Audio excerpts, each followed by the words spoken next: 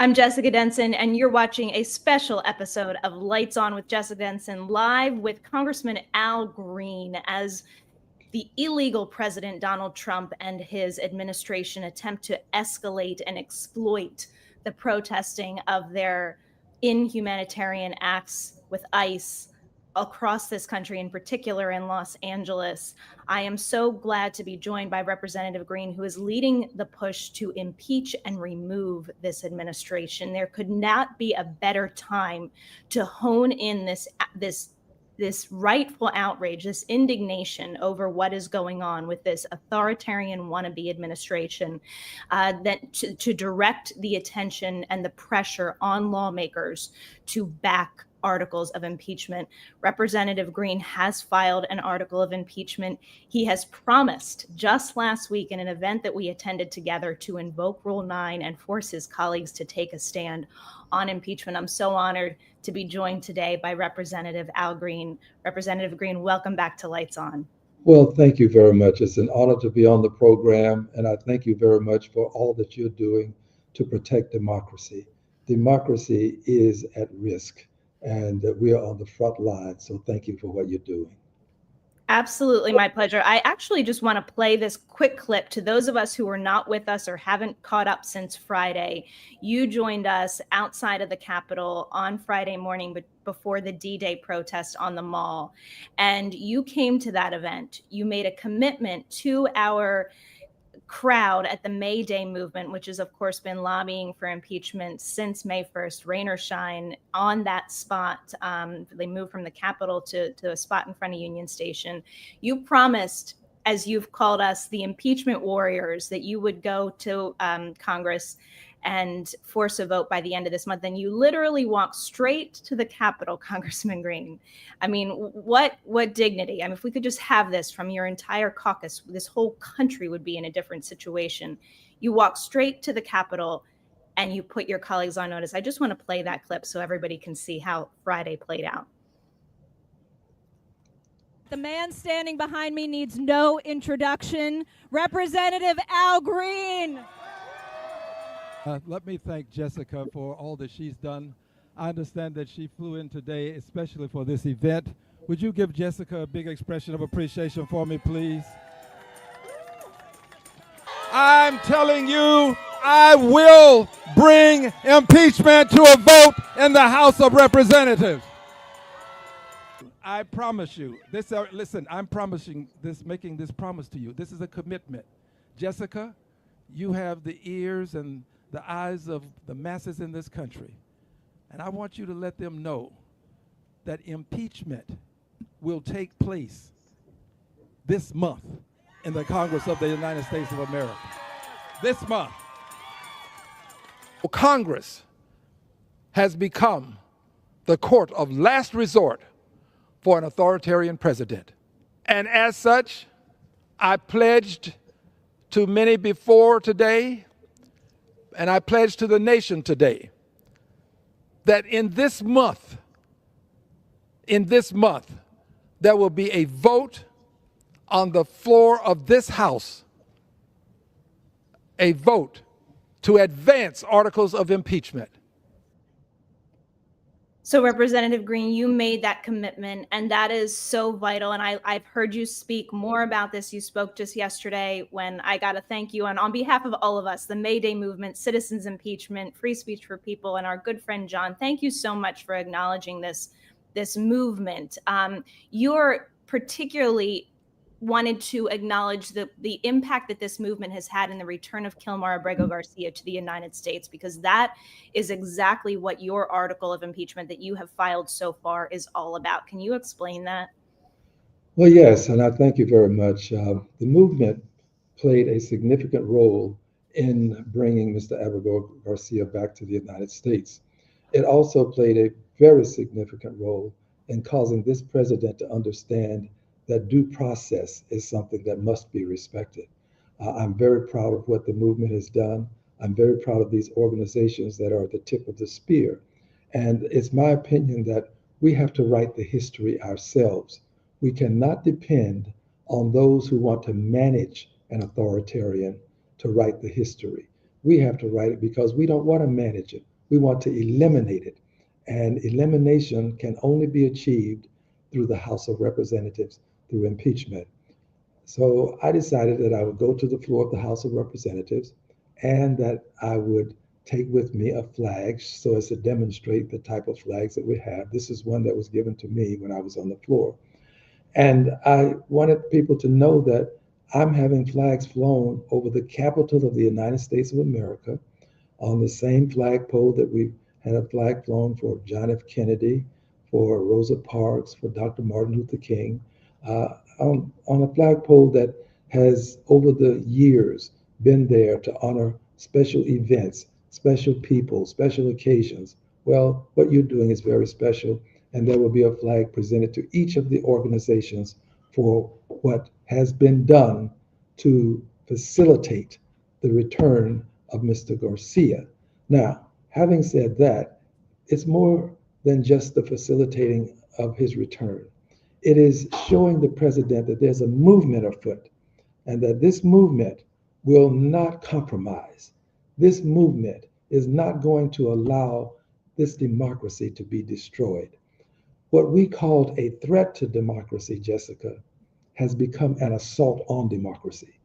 Before he became president this time, many prognosticated that he would be a threat to democracy. Well, he has fulfilled the threat and he's become an assault. When you have a president who says that a governor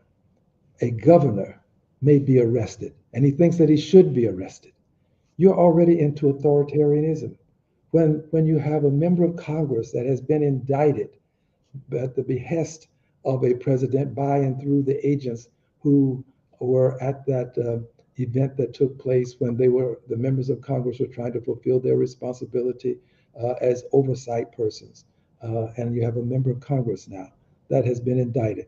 When you have a judge that has been indicted. All of those things are signals to us, Jessica. They are signals of things that we should pay attention to, because we have to remember, this is the president, if I just may say this is the president who instigated the insurrection on the Capitol of the United States of America, and it was done to maintain himself in office.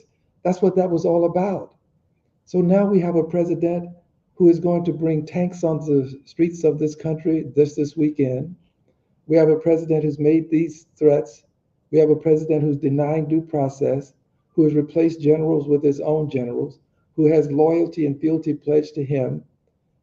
When he gets to the end of his term, it would not be beyond reasonable for us to connect the dots and conclude that he will want to stay on for a third term. And who can stop him if he's already demonstrated that he will defy court orders?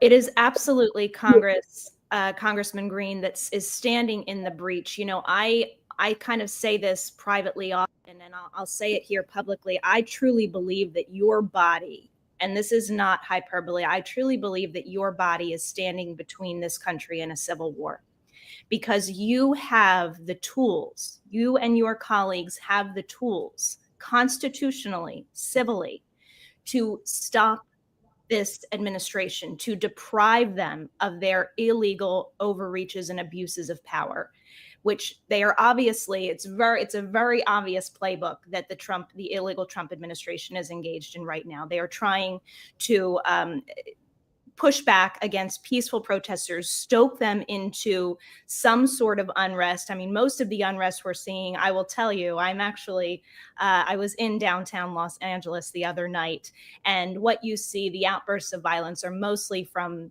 just troublemakers. They are not from the protesters. The protest movement is 99.9% peaceful, but Donald Trump and his administration are looking for an opportunity to send in literally the military of the United States against its citizens, And as you explained, this is a man who engaged and incited a deadly insurrection, and he is contemplating using the Insurrection Act against our citizens. The irony, the egregiousness of this could not be more clear. And yet some of your colleagues, when questioned about this current escalation, have said things like, yes, This is, I believe it is impeachable. This is Yvette Clarke, one of your colleagues, but we will cross the bridge of impeachment when we get there. When we get there. When I hear that, I just wonder, Representative Green, when are we going to get there for your colleagues? Aren't we already there? Well, as I have said on other occasions, there are many ways to get to a given destination.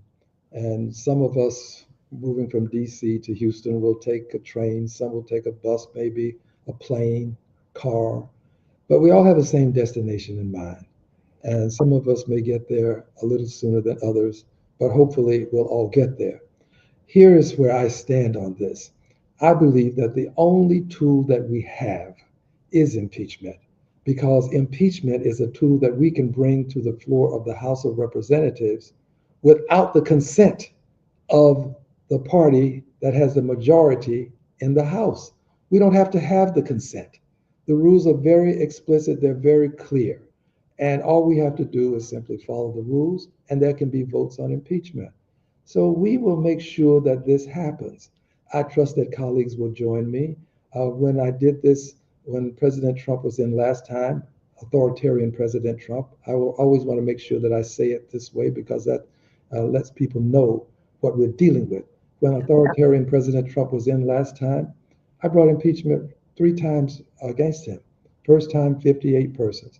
Last time, I believe 95 persons. And then we reached a critical mass such that others had to say, well, you know, there's a movement for this. But when I use the personal pronoun I, please substitute we. I say I because I filed, but it couldn't have been done without the masses of people who were demanding impeachment. And that's what you're doing. That's what these organizations working with you are doing. You are building the movement. It's the movement, not the man. It's the movement that's going to make this difference. And this movement is based upon the premise that we don't want to mitigate, we don't want to manage. The status quo personalities in this country want to manage this. We don't want to manage it. We want to eliminate authoritarianism. And we can do this, but we have to build this movement. So I'm going to do all that I can to help facilitate it. I'm going to join you, and I want to be at some rally this weekend. I have some commitments that I'm going to try to work around to make sure that I'm at a rally. And I invite people, go out and peacefully protest. Peacefully protest. And here's something especially for those of you who are organizing a protest movement. Say to your people, if someone gets out of line, someone does something that's unacceptable, breaks the law in some way, point to that person and say, not with us, not with us, and say it loudly so that the police then will understand that this is a person that should be separated from the peaceful protesters, and then go on with the peaceful protest. Now, I'm not saying when you protest peacefully that you don't get in the way, because that's what I've done. I've gotten in the way. I've been out in the street, and the officers have told me to move. I didn't move, and they arrested me. John Lewis was with me when we were arrested. I was over at the embassy, Sudanese embassy. I refused to move, and I was arrested. I was in front of the Supreme Court. I refused to move. I was arrested. But each time, I was prepared to suffer the consequences each time. And I was prepared to have someone assist me with extricating me from being incarcerated when I was incarcerated. So I'm saying to people, protest, but just know that you have to be prepared to suffer the consequences. Be peaceful in that you don't do anything violent. Don't resist, don't fight. This is a protest movement where numbers will count. Yes. And we're moving together and making a difference with your movement and your statements. Give speeches when you get to your destination. Talk about the problems that we're having. And this can make the difference. And I guarantee you, when people call my office and tell me that impeachment is important to them, I listen. So I invite people, you call me and tell me what you think is important. You have every right to call members of Congress and let us know what you think. But this is what it's about. It's about the people. The people will make the difference, and we have to do this. Democracy itself is at risk. The threat to democracy has become an assault on democracy. Absolutely. And what you just said, Congressman Green, is you following what the people want. It's not about your colleagues, and they should darn well come to the side of the people now, because over 50% of this country is in favor of impeachment. That's including, I cite this poll often, 20% of Republicans. 20% of Republicans, over 80% of Democrats. This is what the people want. It's very normal and natural for the people to look at the situation that we're seeing and understand that this person, both incompetent, illegal, deranged, wannabe tyrant, and his entire unfit administration should be removed. That's very obvious for the American people to see. So I second that with you. I also will say I will be in Los Angeles on Saturday, speaking in downtown Los Angeles. And I will tell you, my friends, there is power in numbers. There is peace in numbers. We need to flood the streets, both of Los Angeles and every city of this country this week, in peaceful masses. There is power and peace in numbers. Of course, I did it at my own protests that I've organized. There will be clear messaging on de-escalation, on avoiding and mitigating any potential conflict. But I will tell you, my friends, there is power in numbers. This is the time to show up and not be afraid. And I'm really, really looking forward myself to being somewhere. I'm so glad to hear, Representative Green, that you will be too. I wanted to ask you, you're speaking a little bit about bringing your colleagues along. Are you going to look for any co-sponsors, either for the article that you already filed or for new articles that you have said you intend to file? Well, thank you. Let's start with the new articles, because I want people to know that not only do we have a president who merits impeachment, but we have a vice president as well. Right. And my next articles will include both of them. I'll have additional articles for the president and the vice president. They have done things that are clearly impeachable. I won't go into them right now, but in terms of my colleagues and whether they will sign, what I do is try to lead by example, if you call it leading. I let people see what I'm doing, and if you think it's something that's worth supporting, then I ask you to do it. But when we vote, everybody will reveal what they think, where they are. I tell people, vote your conscience. My conscience says to me that you cannot watch the destruction of democracy. You cannot watch it devolve into an autocracy or devolve into authoritarianism and do nothing. I'm here to protect democracy. So I'm going to do this, and I'll do this with my vote. And then others do what they may, I do what I must, and then the people will make a decision. And the people, literally, the people will drive all of this as we move forward. As we move forward, people will become more attuned to what's happening, and they then will weigh in. When the public weighs in, I assure you, the difference will be made. That's where the difference is made. My appealing to people is not going to make the difference. It's the public demanding of people that will make the difference.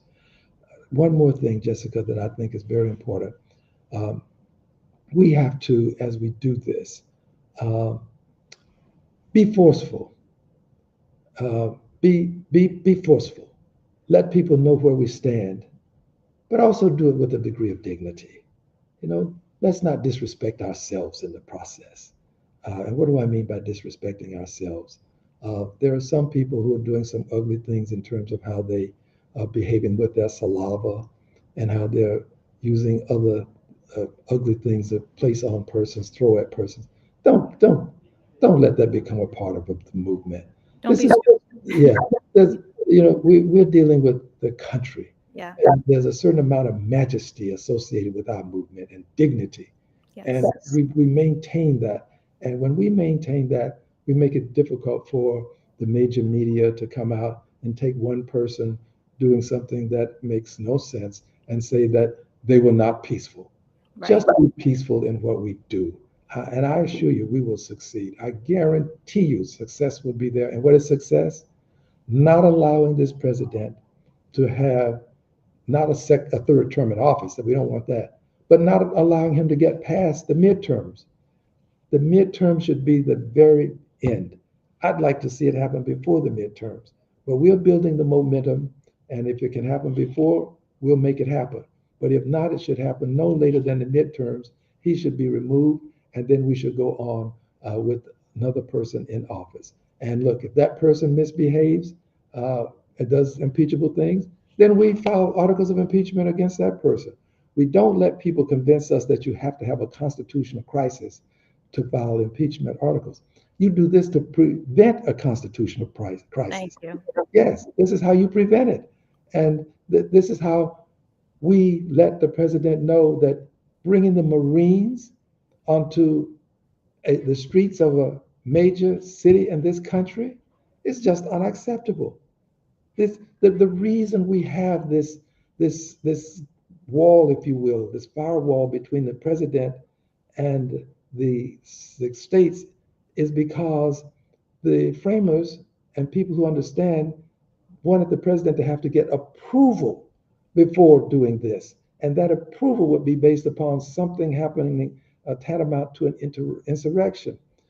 They knew that if you just gave the president the authority to go in and do this, you'd then establishing a president who will have the power of a dictator. This is why that firewall is there. And we don't want Marines. But look, I love the Marines. From the halls of Montezuma to the shores of Tripoli, we will fight our country's battle in the air, on land, and sea. Okay, first to fight for rights and freedom and to keep our honor clean, proud to claim the title of United States Marine.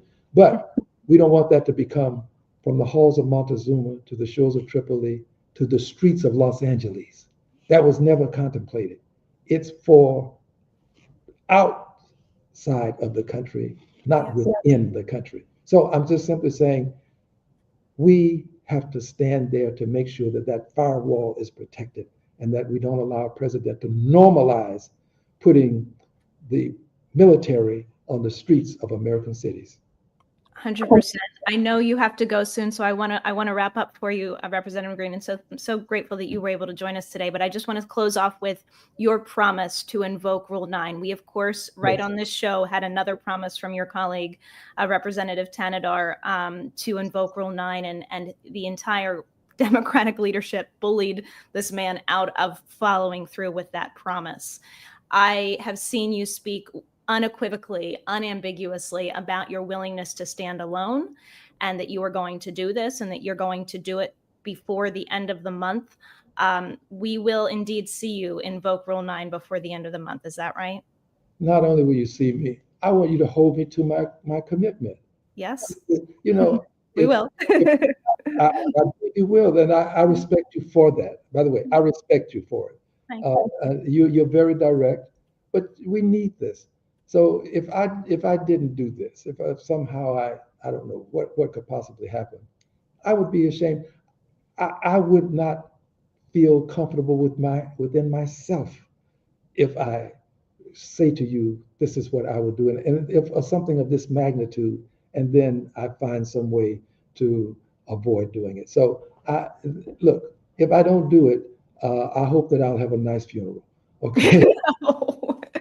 We know you're going to do it. I truly believe in you, and I'm so grateful that you made that commitment to this movement, and frankly, to the country, and Representative Green, to the world, who is watching our country right now and saying, what is happening in the United States of America? For God's sakes, we have the tools, and I'm so glad, as a representative of the people, that you have been willing to take this leadership position. I hope that many, many of your colleagues are at the point very soon where they are willing to publicly back you and understand that this is the place where the people are, and it's most certainly where they should be too. Thank you so much for joining me today. And I just, again, you calling out me and the movements involved in this removal effort has been indeed an honor. So I thank you so much for that. Well, thank you. And if there are other organizations that are engaged and I've missed them, someone let me know. Jessica, if they can get in touch with you, we'll have flags flown for them too. I want the people who are a part of this movement to be recognized. I want them to be instilled within the annals of history by and through the congressional record. Somebody will look through the vista of time to see who was involved and engaged at this time. And I want to make sure that we have a record that is pretty clear on the point. And when I said this about my demise, here's what I meant. I would something something would have to happen to me for me not to follow through. Sure. That would be the only way that I don't follow through. And I don't want anything to happen. I'm not saying anything will. There are people who always say ugly things, but I'm just committed to this.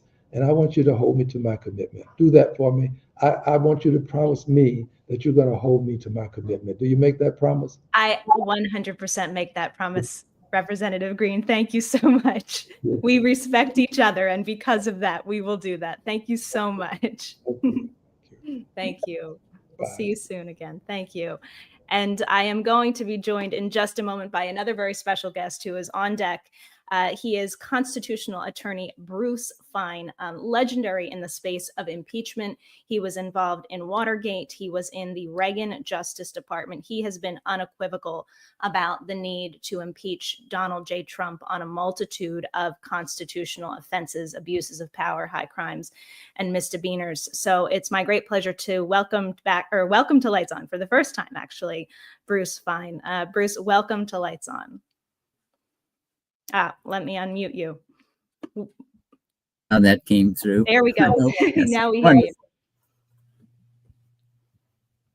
So, can you hear me now? Yes, indeed. We hear you now. Sorry about that.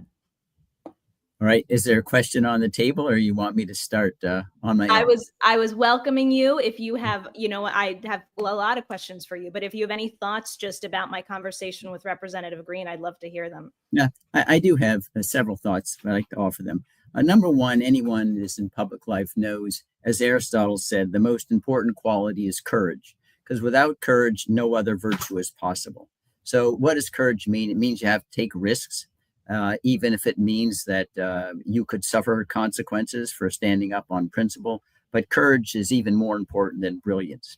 The second thing is that in some sense, Congress is in peri delicto. Congressman Green didn't mention that Congress has never defined what a national emergency is. It's a disgrace. The National Emergency Act in 1976 says basically a national emergency is whatever the president says it is. In Los Angeles, the president purports to act under a statute enacted by Congress that, again, never goes to the extent of defining an emergency, a rebellion, an invasion, which gives the president at least some leeway. I think he's abused it to do what he wants. The same way he said the reason why he can impose tariffs on Canada because they have fentanyl that's coming in drips and drabs, and that's a national emergency. So some of this has to be redirected at Congress for giving the president this vast power by delegations that are basically infinite in their elasticity. The third thing that I would try to underscore is that impeachment is intended to be prophylactic. It doesn't mean you have to be falling off of a cliff before you act. Thank you. George Mason at the Constitutional Convention said, impeachment is triggered for attempts to subvert the Constitution. To be candid, Mr. Trump has been attempting to subvert the Constitution every single day of his political life, including words such as, under Article 2, I have the right to do anything I want as president. Occasions may arise where the Constitution must be terminated if I believe there's been a fraudulent election. He had one friend of mine, John Bolton, described the White House as where obstruction of justice was a way of life. We know that on the morning of January 6th of 2021, undisputed by his Vice President, Mike Pence, he told the vice president, when you're counting the votes, choose between the Constitution and me, distinguishing between the two, basically saying you need to flout the Constitution. So we have this unique situation where the incumbent president has already convicted himself of high crimes and misdemeanors. It's open and notorious. And he said things like, I'm not sure I have to obey my oath of office. It's enshrined in Article 2 itself. Protect, preserve, and defend the Constitution of the United States. Imagine that. The president takes oath, says, I'm not really sure that I have to honor that promise that I've made before I can take the office of the presidency. When we had the debate about imposing impeachment against the president, the Constitutional Convention, Benjamin Franklin explained it was a civilized substitute for tyrannicide. Before the U.S. Constitution, you had your Brutus against Caesar. You had your Cromwell against King Charles I. Those were violent overthrows, and ultimately they ended up with as much lawlessness as they cured, sometimes more. But impeachment, again, it's not a crime. It means no more that you are no longer a trustworthy steward of our liberties and the rule of law. You need to leave. You don't have to go to like Siberia, like Khrushchev. You don't go to the guillotine like at the French Revolution. You just leave. With Richard Nixon, he was de facto impeached. He went and became an elder statesman in some sense after President Ford pardoned him for obstruction of justice and perjury out of Watergate. So that's the civilized way to do it. And there's a process. Namely, you have to charge someone with a majority in the House. You have to get a 2/3 conviction in the Senate, and then you move forward. It doesn't mean, again, like the opponents of impeachment try to make it seem like it's a de facto revolution, like the storming of the Bastille on July 14th. This is literally insane. Yes, I know. It's the alternative to extremism. Yes, it's the reticence, the hesitation of the members of Congress to I mean, like I just quoted a few minutes ago, one saying we'll cross that bridge when we get there. For God's sakes, the bridge is going to be burned down by the time you get to that bridge you're talking about. This is what we need you to do to stop the bridge from burning down. Yes. And people say, well, you'll have rotations in office, like some of the rotations in Central American or Latin American countries. No, once you have a president impeached and removed, it will not happen again, not for hundreds of years. The presidency attracts people who lust power. They'll do anything to avoid being removed. And once the Congress sets the precedent, you're out of here once. No president will go close to that again. I know that even during the Reagan administration, and I served, there are regular references to Mr. Nixon's obstruction of justice, abuse of power. No, Mr. President, you can't do that. Even though there wasn't formal impeachment because he resigned on August 8th, 1974, before the impeachment articles were voted and taken to the Senate, the precedent again served as a deterrent. You actually utilize it, it's not going to happen. And the reason why impeachment is so important, because although the focus of our conversation has been on Mr. Trump, but by the way, if you want to know me, I've been trying to get presidents impeached since Richard Nixon. Democrats, Republican, Clinton, Biden, Obama, George W., all of them engaged in impeachable offenses, mainly arising illegal, unconstitutional war, surveillance. This issue right now, we're probably being surveilled by the National Security Agency so they can put us in some huge database. At some point, AI will spit us out.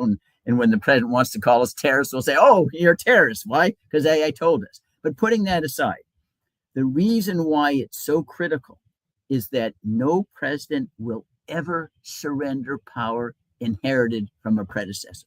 It will not happen. It has never happened. I recall a conversation I had with then John Conyers. He was the chairman of the House Judiciary Committee. He was a Democrat from Michigan. This was after the 2008 victory of President Barack Obama. It was in the lame duck session. And I said, John, you need to pass congressional resolutions disavowing presidential claims of power that were made by Dick Cheney and George W. Bush, simply to set the standard that courts can look to say that Congress has not acquiesced in these usurpations, among others, violating the Foreign Intelligence Surveillance Act by having these limitless dragnet surveillance against the whole country, having the torture at Guantanamo Bay or some of the secret sites. Anyway, a series of resolutions saying Congress does not agree that you have this power. He said, Bruce, Obama will give us back all the power. Didn't happen. In fact, when you read Charlie Savage's book, he took it to a new level. He used more drone attacks to kill alleged targeted terrorists than even George W. Bush did. You remember he identified Edward Snowden as an anti-patriot. He described the NSA, Obama did, as Paul Revere.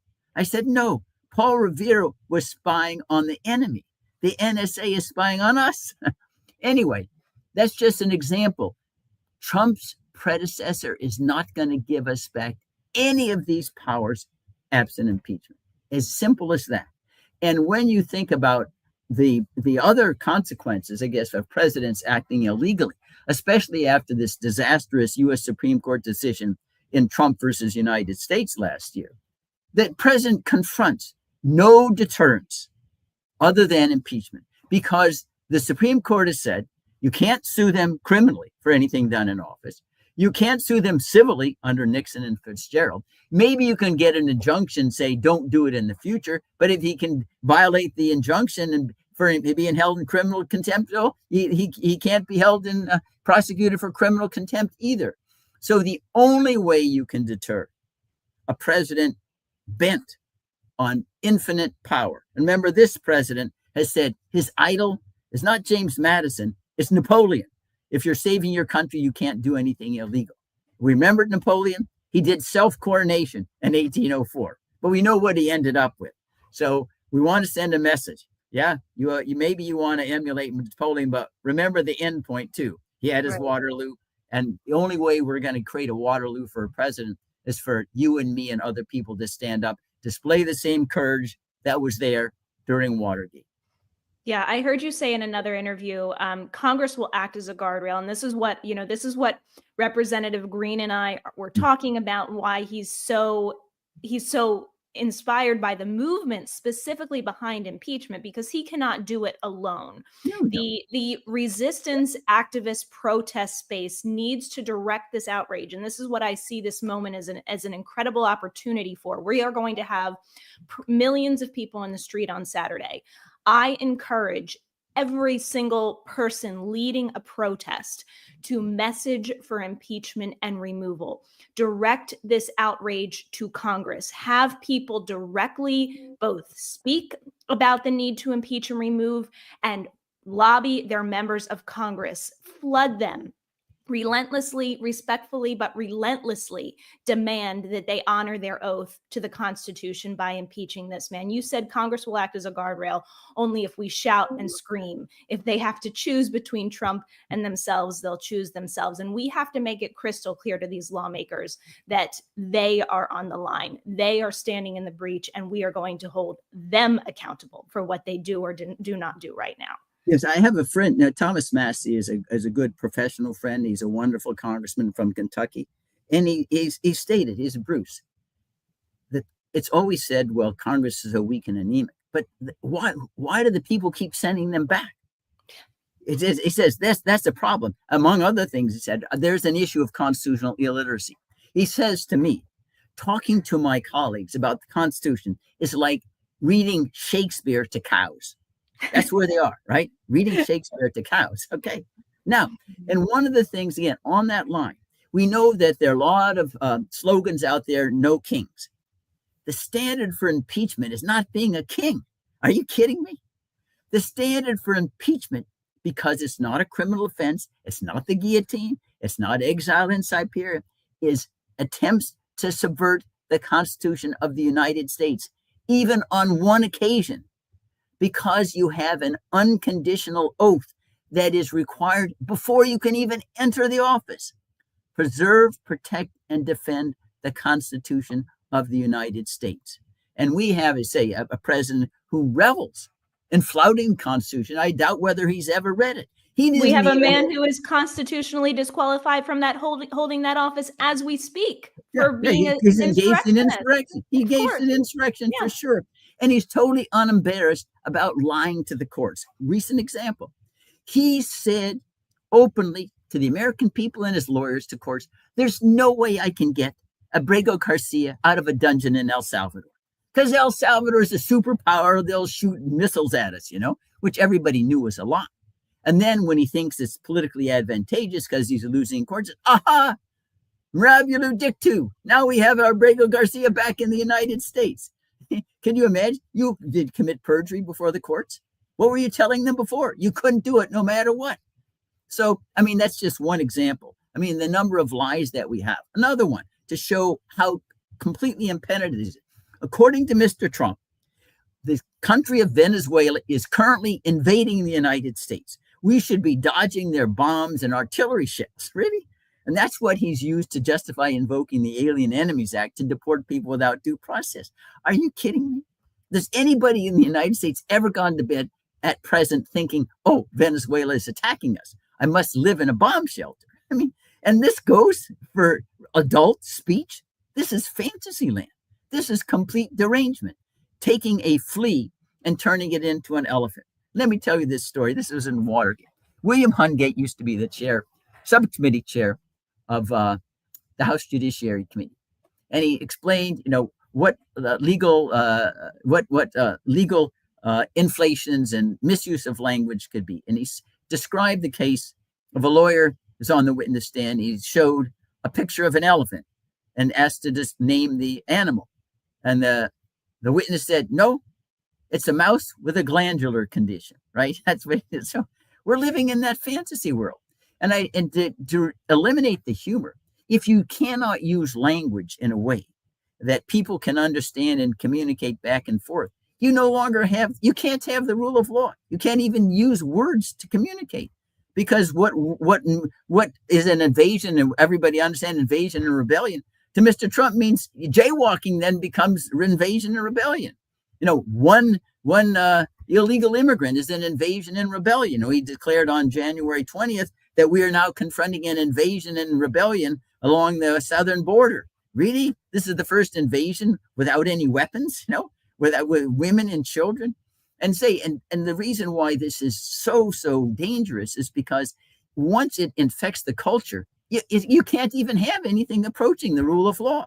If you say X is Y and Y is X, you can't even have a legal discussion.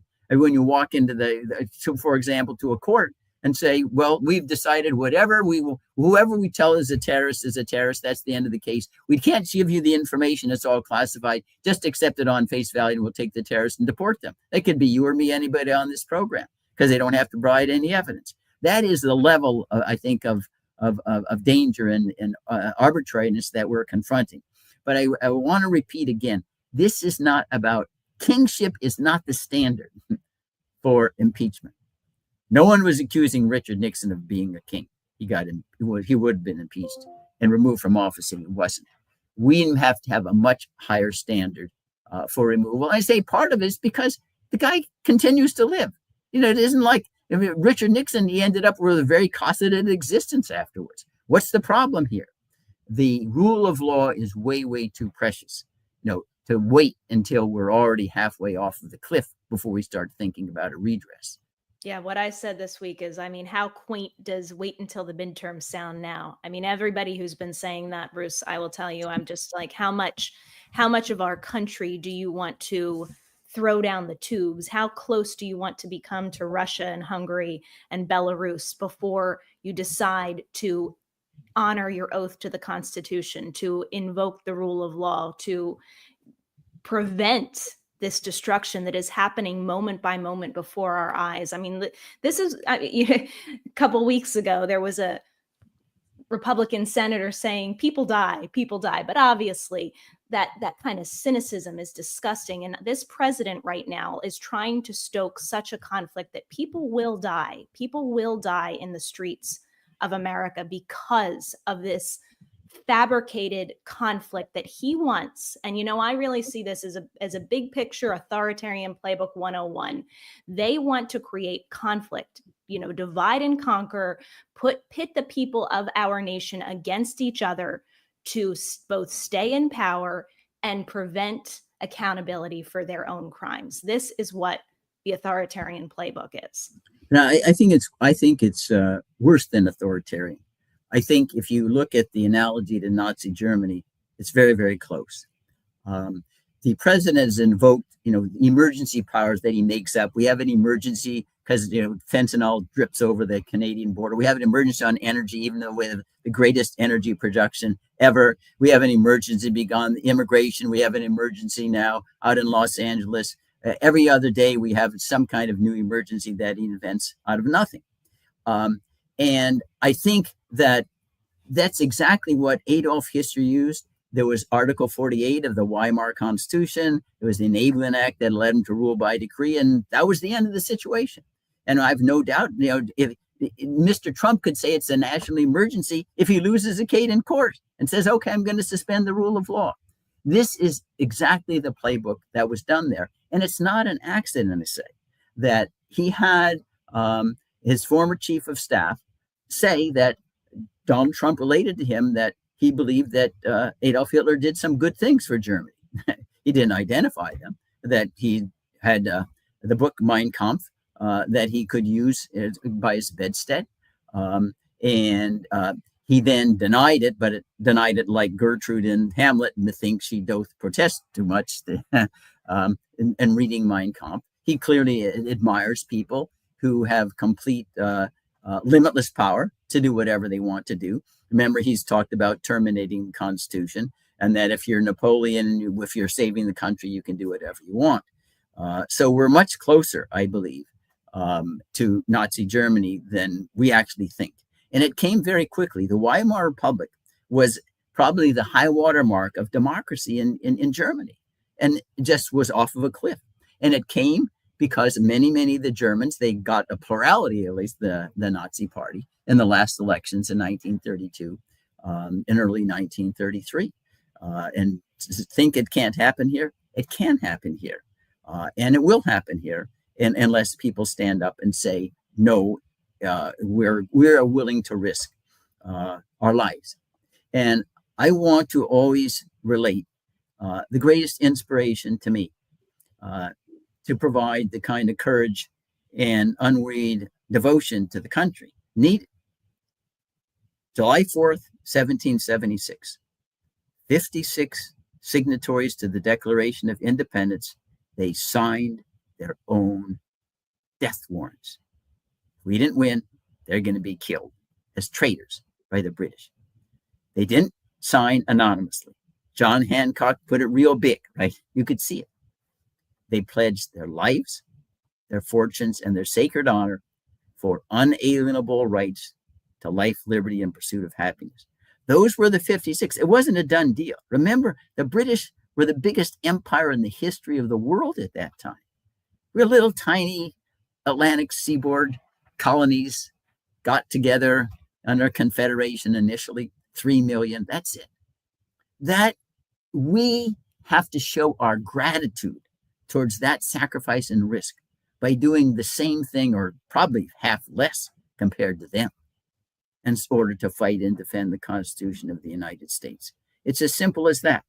And as Lincoln said in the Civil War, it's up to us. We nobly save or meanly lose the last best hope on earth. You're giving me chills when you talk about signing the Declaration of Independence. It's really beautiful. And it brings me back to where I am in this moment, and so many of the friends and the incredible audience we have on Lights On, and everybody that has supported the 14th Now movement and the impeachment warriors, as Representative Green calls us. All of us just abide, I think, in this space where we can't envision not taking a stand in this moment. We can't, like Representative Green was saying, he couldn't live with himself if he didn't follow through with that commitment. We don't know of another way to be. And I think abiding in that place is accepting victory from the outset. You aren't necessarily there yet, but you are saying that we are going to stand with truth. We are going to stand with law, with freedom, with democracy. And we are not willing to live under lesser terms than that. We are not willing to. And that is incredible protection. It is incredible power. It completely, as my friend Cliff Cash says, it says, they thrive on fear. We need to starve them. We need to be not afraid in this moment at all. And use that power, flood the streets, flood the phone lines in Congress. We have the power, if we simply recognize it, to end this insanity and take back our country in the real way, in a constitutional way, from this insane authoritarian overreach. Yeah, it has happened. Most recently in 2013, I remember President Obama asked Congress for a declaration of war against Syria based upon the theory that he used chemical weapons. The phone lines went crazy. The emails, the text messages the bill didn't even get out of committee. Now, Obama said, okay, I'll go to war anyway. But anyway, that's one instance, okay? This shows that they still have that power. I remember living through Watergate every single day, that Nixon at one time resisted complying with the court order to surrender the White House tapes to a grand jury. The American people wrote in, 30,000 telegrams a day to Congress. You're going to impeach him if he doesn't surrender those tapes. That's the rule. 30,000 a day. And telegrams cost $2. Today, an email costs nothing. He backed down within 3 days. That's what happened. And also remember, this was a president who had won more than 60% of the popular vote in 1972. This was a president who captured like 520 electoral votes, not marginal like Mr. Trump, defeating George McGovern. And yet, less than 2 years after that victory, overwhelming mandate, he was out. So when we hear, oh, well, Trump got a mandate, you cannot get a mandate to file the Constitution of the United States. It's impossible. You can't run on such a plan. Bruce, we have a whole other ridiculous. There's a whole other conversation to have about this man not even having won this election, which I don't believe he did. And there's ample evidence growing to this day. I mean, we could take it from the manipulation standpoint, from the Russian bomb threat standpoint, from the millions of voter suppressed standpoint. I mean, this man did not free and fairly win this election, period. So we're not even close to accepting a mandate here on Lights On. Just thought I'd put that out there. No, I understand. But just an idea. The same way Franklin Roosevelt won an overwhelming mandate in 1936. He says, let me pack the Supreme Court. Said, no, you can't do that. The bill voted down and he injured himself. But you cannot. We are not a country of personalities. We're a country of institutions and values. That's who we are. We are an idea, not a personality. And no individual is above that idea. The rule of law, unalienable rights to life, liberty, and the pursuit of happiness. We all have equal dignity. I oftentimes say the highest office of the land in the United States of America is citizen, because sovereignty ultimately resides in us. Notice the first words of the Constitution.